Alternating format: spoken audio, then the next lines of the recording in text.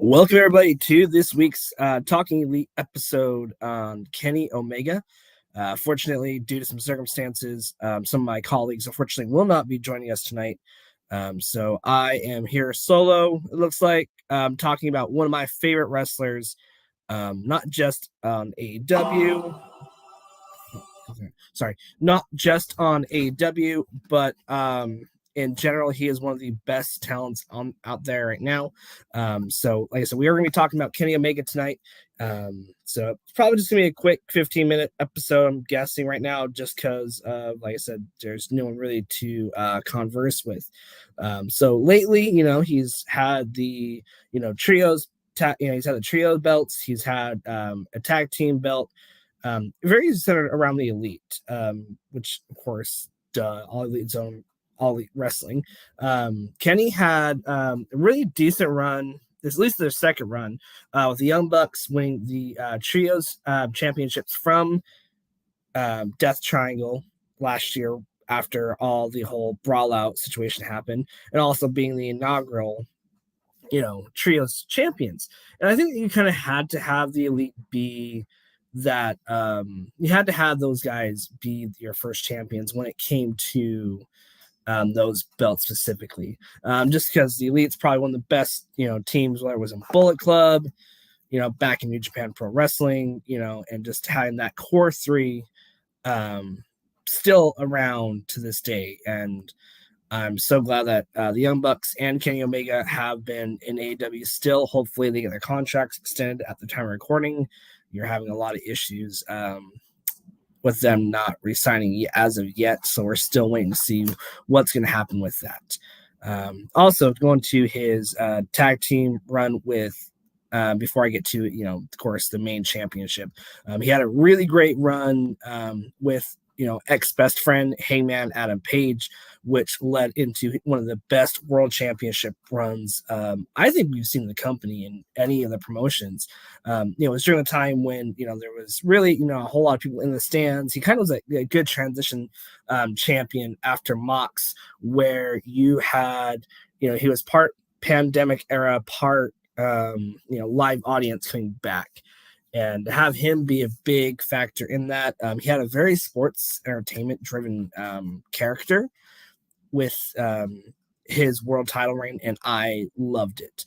Before we get to that point, he had a lot of great matches. Of course, he had the Bucks and going against Kenny and Hangman. One of the best tag team matches. If you haven't had the chance, go back and watch that, because it's one of the best tag matches that you can actually see right now.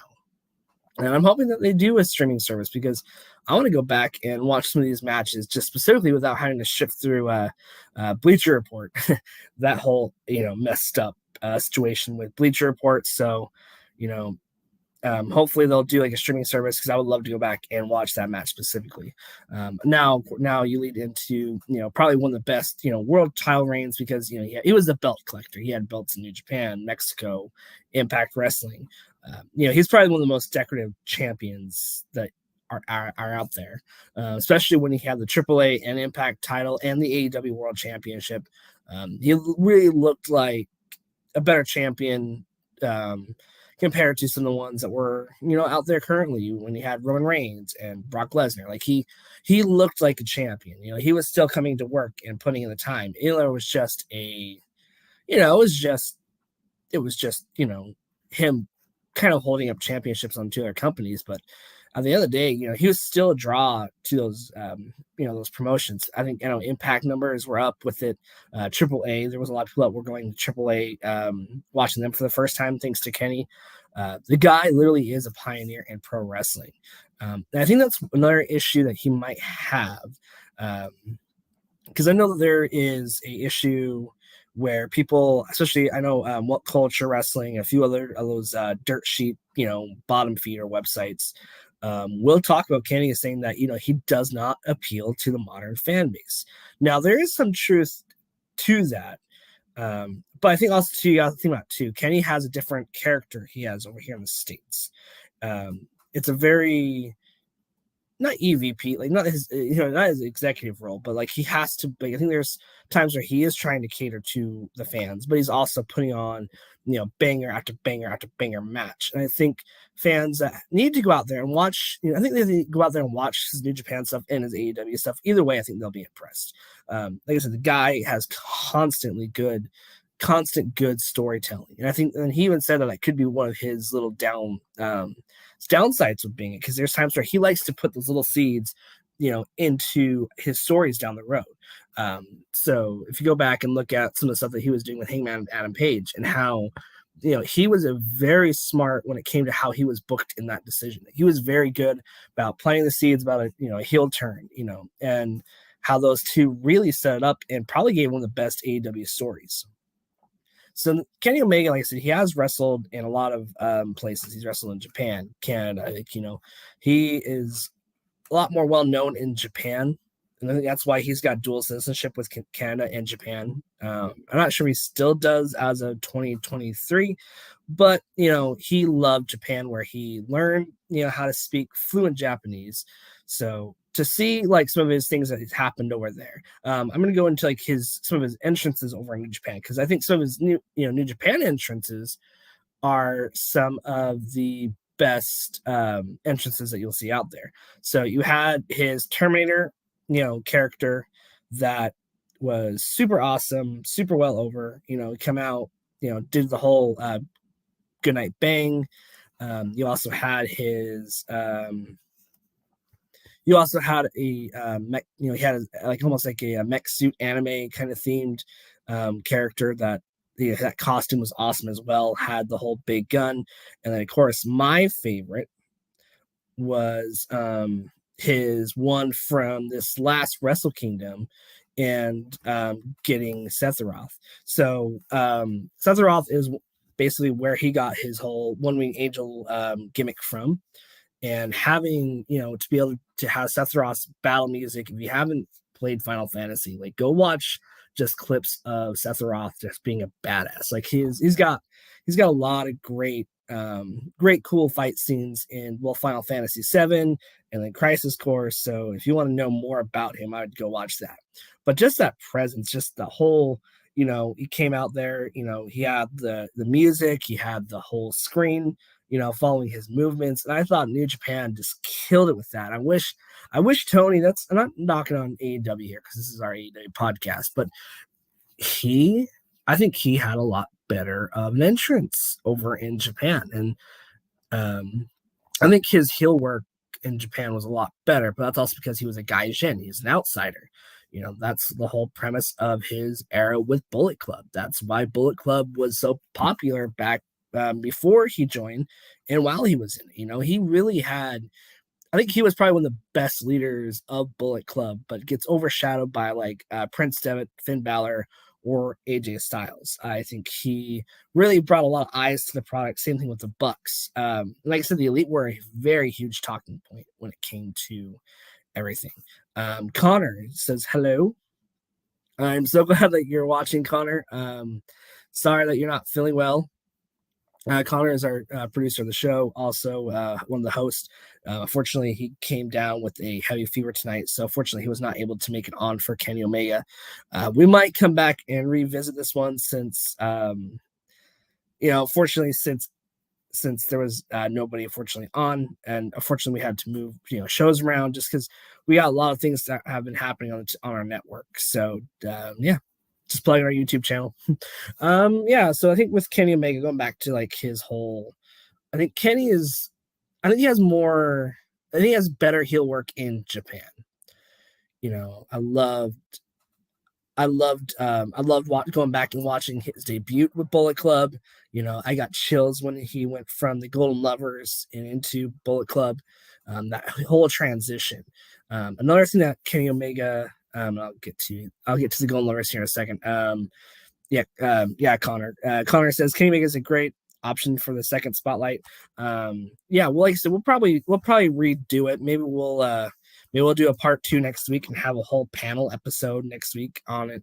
Just due to fortunately it's for some unreasoned circumstances. Anyways, Golden Lovers. So the Golden Lovers was a very, I guess, controversial character. They're very controversial characters. And I think if you go back and watch some of the vignettes that you had with Kenny and Ibushi, so so Ibushi is another great talent, and so is Kenny. I think this tag team really put those two guys on the map, especially because, like I said, you also had them like that were, they were at the time pushing boundaries for the LGBTQ community in more of a positive light, compared to some of the other, acts out there, from back in the past with WWE, WWF, WCW, where they actually, I don't know, they were pushing the boundary, especially in Japan, very traditional country compared to the States over here, but they were very pushing the boundaries. And to see both those guys and how their career has gone, I would love to see I'd love to see a Golden Lovers reunion here in AEW. I know they've teased it a little bit. I think they had a couple moments here and there. And I know they had the Golden Elite where Kenny literally had, his three best friends on a team. So I would love for them to go back and actually touch bases on that again. I think now you're looking at Kenny's got a lot of, I guess he's got some different stories you can tell with him right now. So hopefully, who knows what's going to happen with AEW, but hopefully they would touch bases on it. You got Forbidden Door 2 coming up June is what they're guessing. So hopefully it'll be hopefully something big will happen. Jason, he says in the comments, I miss the Golden Elite. I do too. The first time I watched it was at their first pay-per-view All In, before AEW started, and I was blown away by that that combination of guys in the ring. That whole match was just incredible. But Ibushi, I think I need to go back and watch more of his stuff specifically. He is one of those wrestlers that's on my wrestling bucket list. I'm like, I need to watch more of. I've seen clips, I've seen matches, I've seen moments in New Japan, but I need to know more. I need to see more because he's one of the best talents that New Japan and Dragon Gate have had.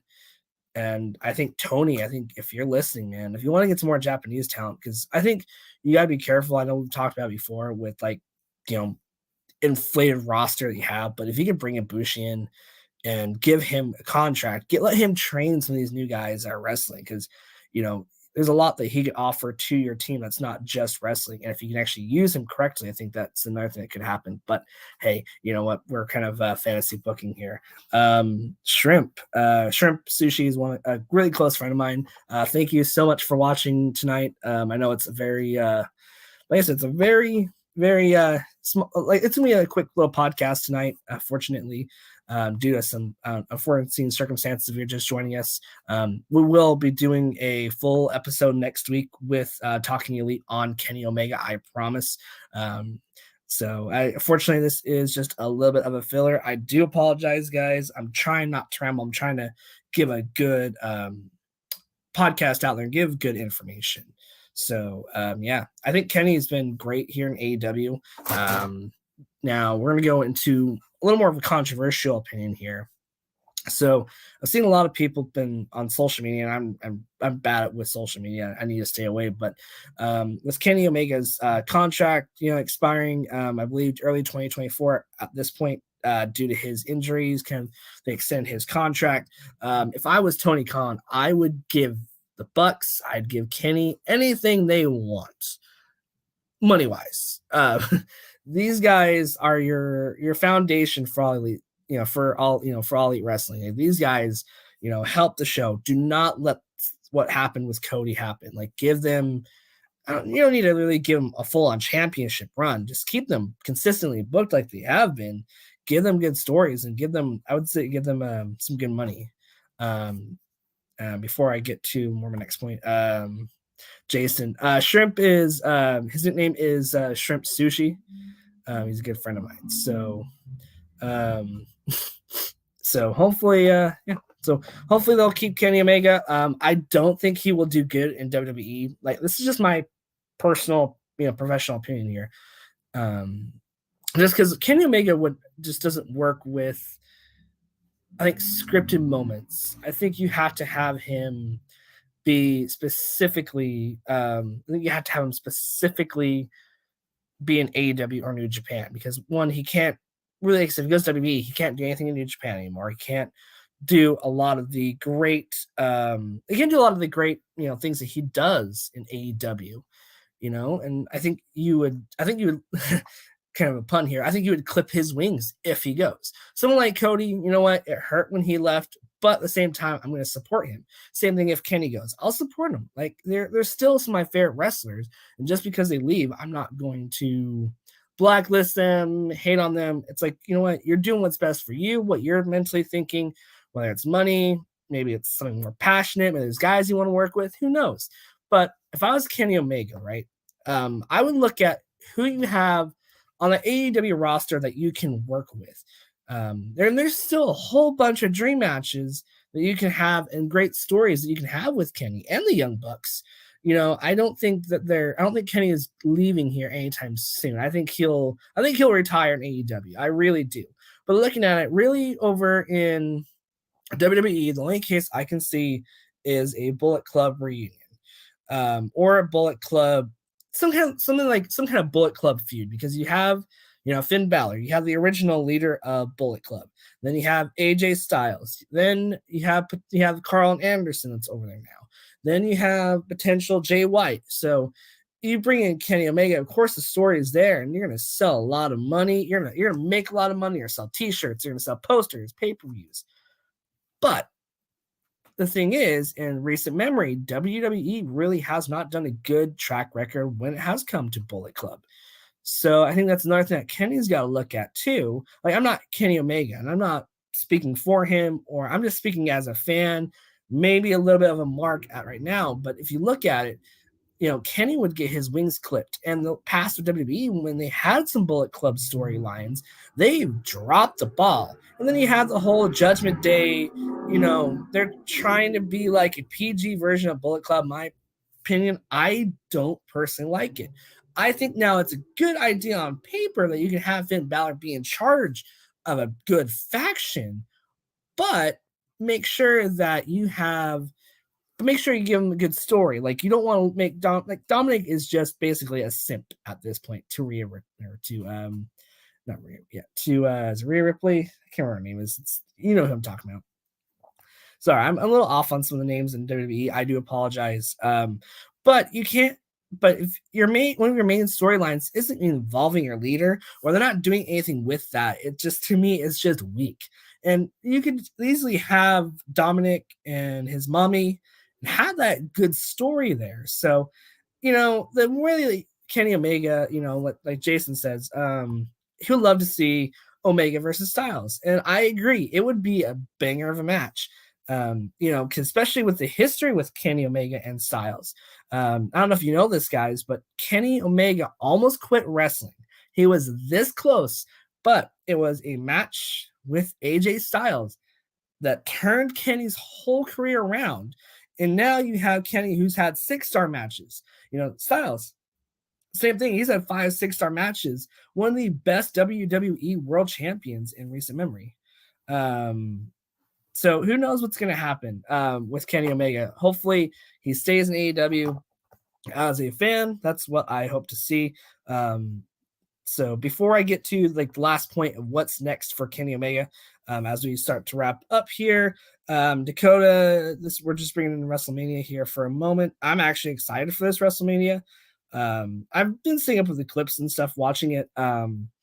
Just because I'm going to cheer on Cody. I want Cody to be world champion, and I wanted him to be world champion in AEW. So I'll be definitely on it, watching it for sure. But Dakota says WrestleMania Hollywood John Cena. Now, I think it would be cool. I think this would be the only time you could give John Cena that Hollywood Hulk Hogan look, if that's what you're saying, Dakota, because I think it'd be cool. I know they had the Bray Wyatt match. I thought that was really cool, where he would happen if he did, if he did turn into heel and turn into like a Hulk Hogan. So yeah, now we're going to get to the last part of the podcast, and I'll go more in depth with it next week with our panel, hopefully. But Kenny Omega, what is next for Kenny Omega? And I think that they've teased this really well, and I think this is the direction they're going to go. If you guys haven't seen this kid excuse me, sorry. If this kid is the future of pro wrestling, I want you guys to go watch his stuff. Takeshita. He reminds me a lot of Shinsuke, Styles, Omega. Like, he's a very young, hungry talent.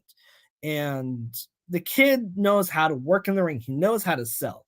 So I think that will be his first big storyline, will be with Kenny Omega. I really think it will be. I think you have Don Callis, who will be a good mouthpiece for the kid that can help really tell the story and grow it. He's been kind of hinting at it. You've seen pictures backstage with Don, saying, him helping Takeshita, and then he's looking at Takeshita. There was signs when he lost with the House of Black with this last pay-per-view at Revolution, where if you haven't watched the Elite versus House of Black match, it was fantastic, but there was some story elements at the end that you need to go watch.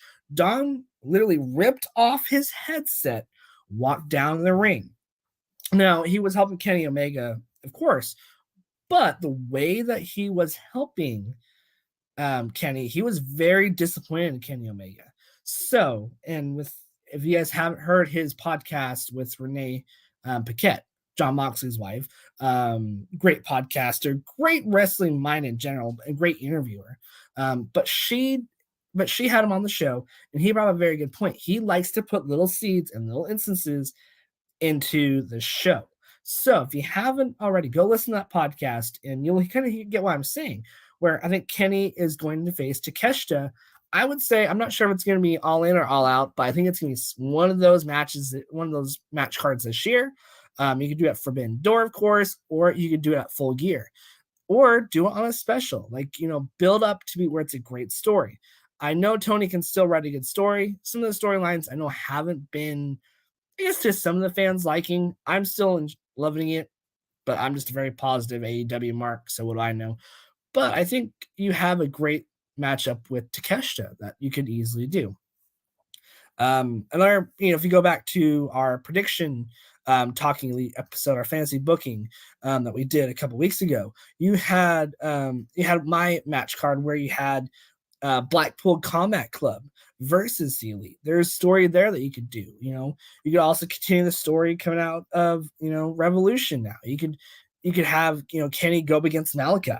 Go up against Malachi Black. He can go up against Buddy Matthews. He can go up against Brody King. Have a whole bunch of combinations with the Elite, or even just Kenny, because Kenny Omega and Malachi, that could write itself and be a 5-star, 6-star match. So it just depends on how AEW wants to book them. I still think there's a lot of stories that you could tell without necessarily having them around the world title picture. But I think eventually you could easily sneak him back in, be a champion, or you can even have him go up against MJF. MJF has, if you listen to Busted Open, they were kind of talking the other day, what do you do now with Max? What do you do now with MJF? You had him beat in an Iron Man match, going 60 minutes with Bryan Danielson. Okay.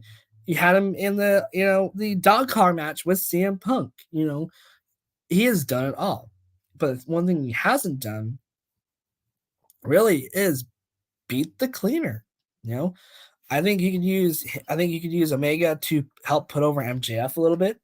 You can do a best of series, so that way it comes down to a tiebreaker, so you don't make Kenny Omega look weak or buried. So who knows? There's a lot of possibilities with AEW. I think that's one thing that a lot of people make fun of Tony Khan for, where it's like he just plays with toys. He's just playing like I do with action figures and doing a fantasy fig fed. I think with all the talent he has, there's a lot of matches that he could do with Kenny. I think Kenny Omega is not underrated. I don't think he's overrated. I think he is one of the best talents in the world. So that is my 2 cents on Kenny Omega. Next week we will be having, we'll do a part 2 / panel for Kenny Omega, since we had an unforeseen circumstance tonight with Connor getting sick and a couple others having some other things have happened, travel issues, and some other stuff. So we'll be back next week for sure. We'll continue on with our conversation with Kenny Omega part 2. Now this will be a panel discussion. We'll go into depth on Kenny. And then of course, we'll be back here tomorrow night for our watch along with AEW Dynamite. So make sure you guys join us tomorrow at 7 Central for AEW Dynamite. It's going to be a lot of fun. I'm actually excited for tomorrow's card. It's another, big card. I don't remember last week's because I was like really, really sick. So hopefully it was good. But I feel like this card this week's got a lot of momentum going into it. Of course, Thursday we have ROH. We're doing our ROH watch along as well at 6 Central. We have, of course, Friday we have a Rampage watch along. So make sure you guys come out and join us for that. We have good insights, have a lot of great conversations. So it's a lot of fun. Don't forget to check out our YouTube channel down below. If you haven't already, please hit subscribe. Share this video. I know it's just me. We're trying to get our numbers up and try to get more wrestlers on the podcast, trying to have more shows for you guys, give you guys more content, have more guests. We have a couple guests I think we have lined up that should be making announcements here very soon from what Connor was saying. So make sure you guys follow our Twitter at All Elite Zone 1. Also, make sure you guys follow us on Facebook, All Elite Zone Podcast. Follow us on Spotify. We are trying to get that updated, so we might be a few episodes down, but we should be up there in no time. So hope you guys are having a great night. Thank you guys so much for joining this quick little 25-minute podcast. Was kind of a filler episode tonight since it was just me, but I promise we'll get things going back in order next week for Talking Elite. So without ado, have a good night and good night, bang.